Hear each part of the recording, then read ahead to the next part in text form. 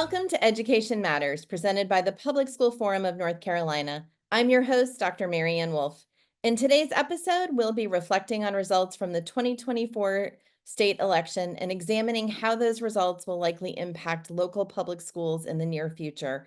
We're joined by some education and political science experts to take a deep dive into what to anticipate as new terms begin next year.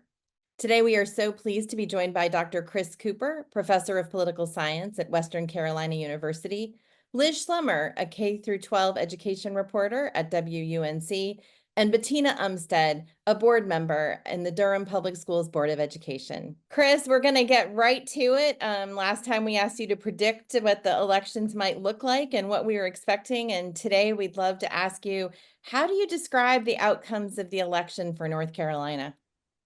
Purple.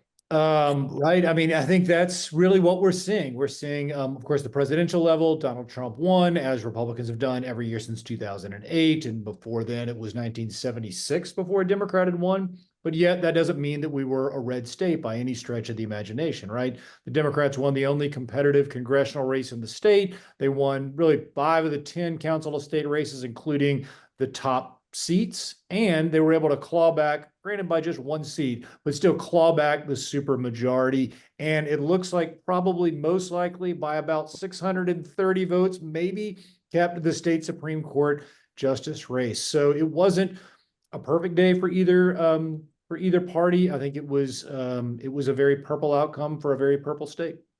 Well, thank you. And I know we've been getting some questions and just some curiosities about some of the races you mentioned. Can you explain what a provisional ballot is, and then also what this recounting process is and what kind of triggers that into happening? So yeah, these are separate processes, right? And if folks are confused, I get why, right? It's a confusing process and it seems to change every year. But the way it works is that, like, on election night, when people are, quote, calling races, there's nothing official there, right? I mean, this is usually a journalist or somebody in the media who's decided that they've seen enough, they're gonna call a race. Well, of course, that has no real impact on the law or what actually occurred that day. And so the process of county canvass is when, that's with 2 S's at the end, is when every one of the boards of elections go through and they say, hey, these are the real final tallies. Part of that is counting provisional ballots. So a provisional ballot might be, if I show up and vote and say, hey, I'd like to vote in this precinct, and they say, we don't have you living here, we have you living in this other precinct. And I say, no, I promise I live here. They might say, okay, we're going to let you cast a provisional ballot, and then you've got to come back later and prove that you really do live in this particular precinct. Or perhaps it might be a voter ID issue, which we had for the first time in a general election in North Carolina's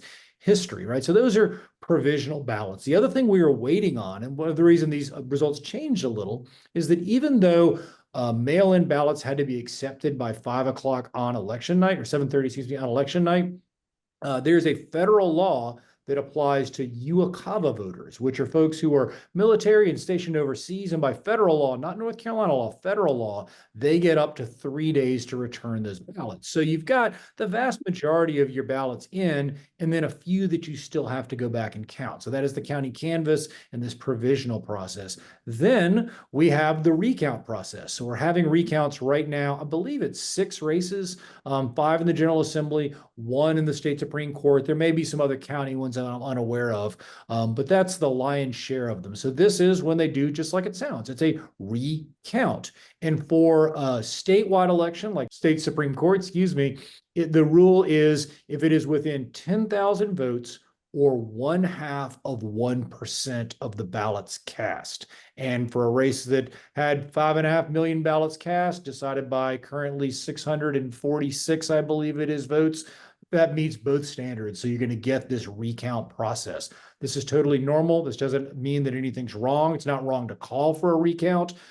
This is part of the process, not an addendum to it. Well, thank you. And all goes back to just how close some of these races are, and a great reminder that each and every vote really does count when you look at how close some of these have been. Liz, I'd love to turn to you. You cover education all the time, but I know that this election also has had some interesting potential impacts on education. And so I wonder if you could talk a little bit about what you're expecting to see post-election, particularly in the long session, but more broadly too. Yeah, I mean, I think the long session, being a budget session, is going to be very much about teacher pay as a major issue. Um, also childcare funding, I expect to come up again for early childhood education. A bill that was passed today would extend childcare stabilization grants, but just for another quarter, and advocates are asking for $100 million to really prop up the childcare industry. So that's going to be a major issue. And who knows, we might see any adjustments to opportunity scholarships as well. And looking broadly at the election, so we've got Democrat Mo Green, who won the state superintendent seat. That was, it was a big headline race. Watching Michelle Morrow and Mo Green as they stepped out in the last few months and had a lot of debates. And he is seeing this. Maybe not as a strong referendum. When he was speaking, he was saying, he understands it's still very much a purple state, but that he feels that supporters of public education came out to support him. And along with that, we're going to see on the State Board of Education, we're going to have a Democratic governor making any new appointments. We're going to have Lieutenant Governor Hunt also on that board. So you're going to see a lot of Democratic influence at the state board level. Well, thank you. And Bettina, turning to you really at the local level, and you've been a school board member for some time, so you've been through elections and different results. What are you anticipating how this will impact your district, but also other districts across the state? Really grateful that Superintendent-elect Mo Green was elected. He has experience in public schools, and I think he has a clear vision on what we need. I've been really appreciate listening to him as he's traveled across the state talking about that. And so, while there is on the federal level, I have a lot of concerns. I think I feel excitement around what the state can do and what laws can be put into place to help protect public school education. So more funding, like Liz mentioned, and this hopefully in the budget year. I hope to think about how do we protect the rights of our students, all of that. In North Carolina. So in the breaking of the supermajority also feels like there's an opportunity for public school champions to really fight for what we think is right. Thank you. And I wanted to actually go back to that supermajority conversation a little bit, Chris. Can you just explain for us kind of what that means and how rare or not rare it is to have a supermajority? Yeah, absolutely. So the key to the Democrats will just say in the front end, they never thought they were going to win the majority in the North Carolina General Assembly. I don't think any Democrat would say that was a realistic goal, right? So the goal was to break this so-called supermajority. And what that means is that if the party has supermajority control, the Republican Party in this case, they're able to pass a bill.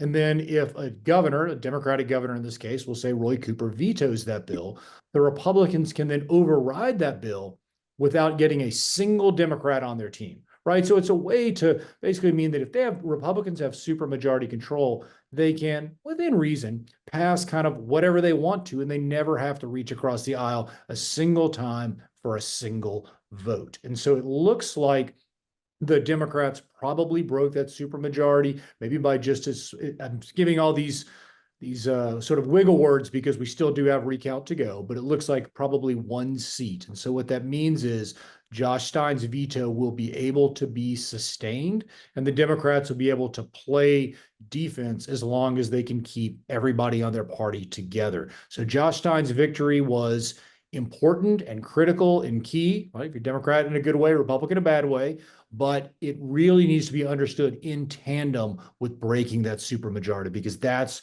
the combination of those two is where the power lies. Well, thank you. And Liz, do you anticipate that loss of the supermajority affecting some of the issues you mentioned? I mean, potentially it stops some bills. Like we've seen a lot of controversial bills coming up in the past with new education policy, and things that could be, maybe more extreme might get stopped. Now, if we're talking about teacher pay or we're talking about vouchers, maybe not as much as you would think. Vouchers were a campaign issue in some of these state representative races, but the bill that, just became law this week, that builds in funding that's in the base budget. And so when you're looking at future budgets, usually lawmakers are playing with what's the surplus over the prior year. And so that money for voucher funding, it's already going to be built into the base. And there isn't anything new that could be vetoed and then overridden, because of a change in the supermajority. So, some effects, but maybe not as much as you might think. Thank you. And Bettina, with all of this in mind, are there some specific areas where you hope to see initiatives, guidance, support, policy, that would really support Durham public schools and other districts across the state? Absolutely. I mean, I think the first one is investment in, I use educator salaries. So I think that goes from teachers who are in the classroom to also the folks that are supporting the classroom. So our bus drivers, custodial staff, mental health support, all of that goes into supporting what happens inside the classroom every day. I think the districts across the state, as well as in Durham, would love to have additional support at the state level. I think we also used a lot of our federal COVID relief funding to do additional tutoring support, mental health support, social workers and counselors. And could we have some more additional support on the statewide level to support some of those positions? We saw there was a great positive impact with our students. We want to keep continuing that impact. And so those are some of the things that we're thinking about on a local level and hope to see those priorities put into place. I really think it could help support not just Durham, but also, again, districts across the state, which impacts the public school students all across our state. Thank you so much. We'll continue this conversation after the break.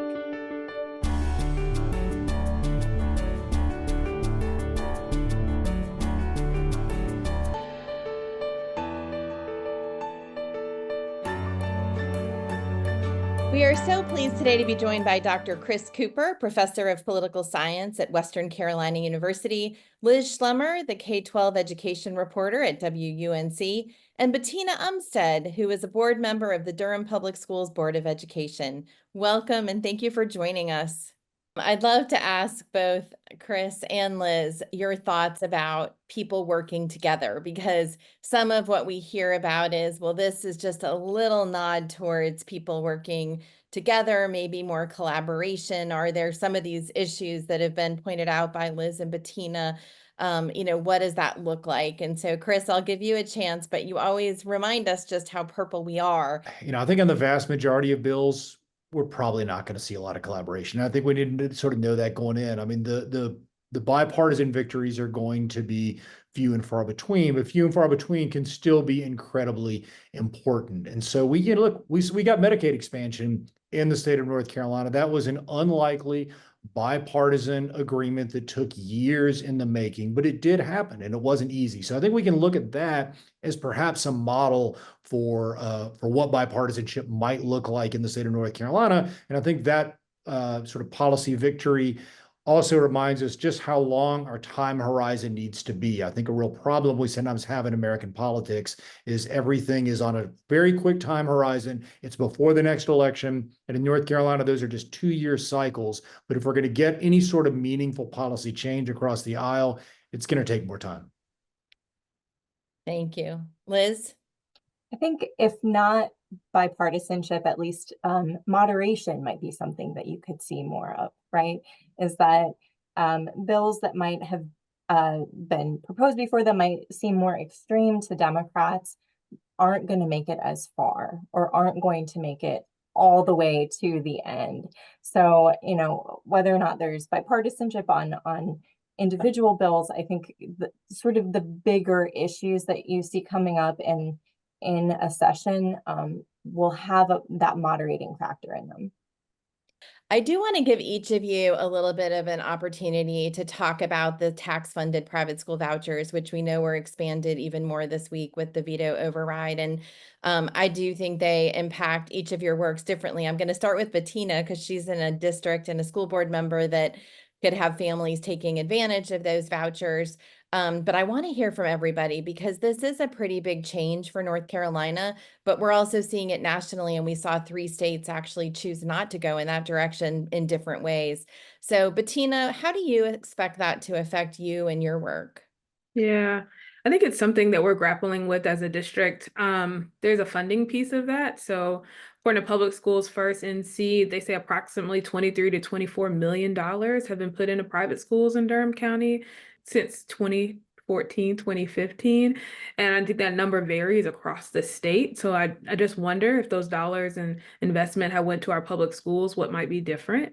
But then there's another question. I think our public school system is always ready to welcome students at different times of the year, but we do see some students who choose a different option and then come back. And so how do we create some stability for some of our schools who are seeing students coming in and out, as well as for students and their educational experience, for students who are moving around different districts. So we're carefully watching it. We also want our enrollment to stay high. We think that's really important.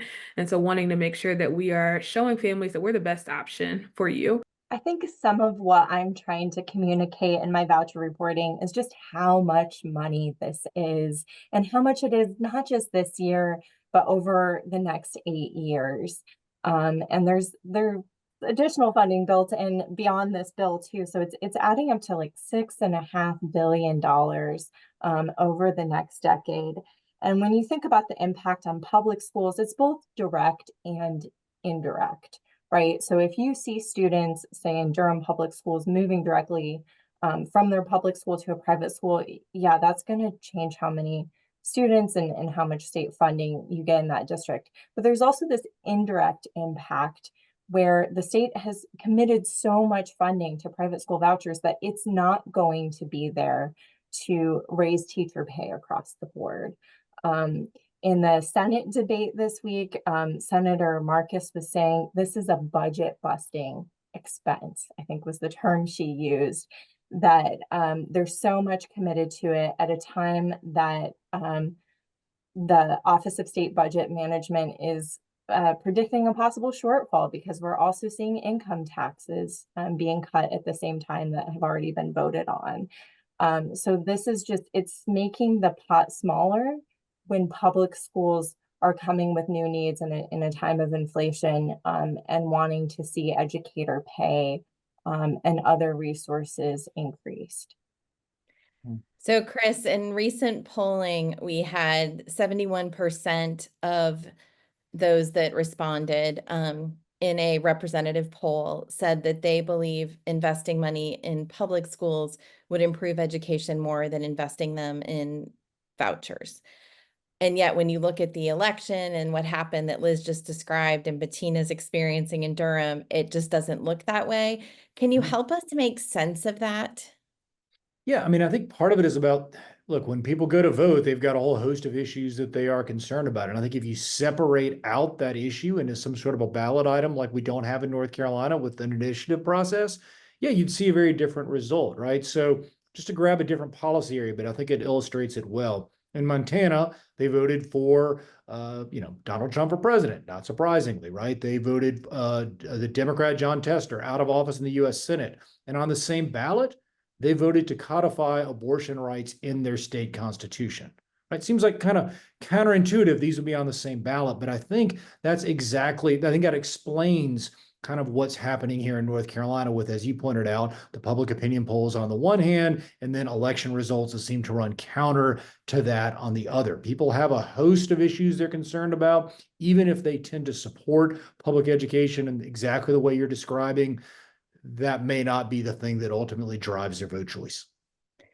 Well, it is going to be a very interesting next 3, 6, 9 months, and obviously probably at least 4 years in North Carolina, as always. And I know we're going to want to talk to you all more. So thank you for sharing your perspectives today and just giving us a little insight on what the election means for those of us in North Carolina.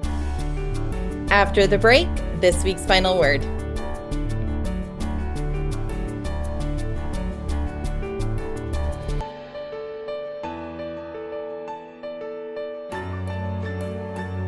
Earlier this month, Americans selected the next set of leaders who will make the decisions that shape the coming years for our communities, our state, and our country.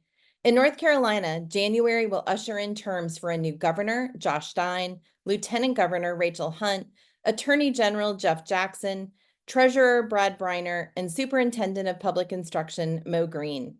Several new members of the Senate and House of Representatives will also take office, alongside many who will be returning to their positions. There will also be a new host of judges, county commissioners, and local school board members. For a full list of election outcomes, visit ncsbe.gov/election-results. Following the election, there will be some changes in the General Assembly. The Republican Party has controlled the North Carolina General Assembly since 2010 and has held a veto-proof supermajority since 2023. Republicans maintained a majority in both the North Carolina House and Senate, but the supermajority was broken by one seat in the House. Senator Phil Berger will remain the president pro temp of the Senate, while Representative Dustin Hall will assume leadership as House Speaker. Per our state constitution, the North Carolina General Assembly is responsible for providing funding for a free and uniform system of public schools and is responsible for allocating state funding to support instructional expenses for public education, including salaries and benefits, supplies, and transportation. Current issues in education policy that the North Carolina General Assembly is likely to address include school funding, teacher salaries, taxpayer-funded private school vouchers, student mental health, and school safety. The North Carolina General Assembly holds the power of the purse, allowing them to exercise significant power in directing state education policy through laws that shape policy and the state budget. But after losing the supermajority, Republicans will have a more challenging time advancing their priorities without compromising with the governor's office. In response, there have been efforts to make quick progress on some Republican agenda items before current terms end in January. This includes overriding Governor Cooper's veto of HB 10 to provide an additional $463 million to the taxpayer-funded private school voucher program and require local sheriffs to work with federal ICE agents. The day before lawmakers overrode the veto, SB 382 was introduced. The bill provides funding for Hurricane Helene relief in Western North Carolina, while also reducing the authority of newly elected Democratic officials, including the governor, attorney general, and superintendent of public instruction. In North Carolina, the state superintendent is charged with leading the Department of Public Instruction and serving as the chief administrative officer of the State Board of Education. The superintendent is responsible for implementing education policies, supporting local school districts, administering billions of dollars in education funding, and advocating for public schools. Throughout his campaign for superintendent, Mo Green celebrated public schools and highlighted successes from his time as superintendent of Guilford County Schools. During a candidate forum at the Public School Forum's 2024 Eggs and Issues Breakfast, he shared that as a leader, he likes to listen, learn, and lead, and expressed reverence for public school educators. Green's campaign website also includes these public education pillars: prepare each student for the next phase in life, invest fully in public education, revere public school educators, enhance parent and community support, ensure safe, secure learning environments, and celebrate the good in public education. Governor-elect Josh Stein also expressed strong support for public schools throughout his campaign.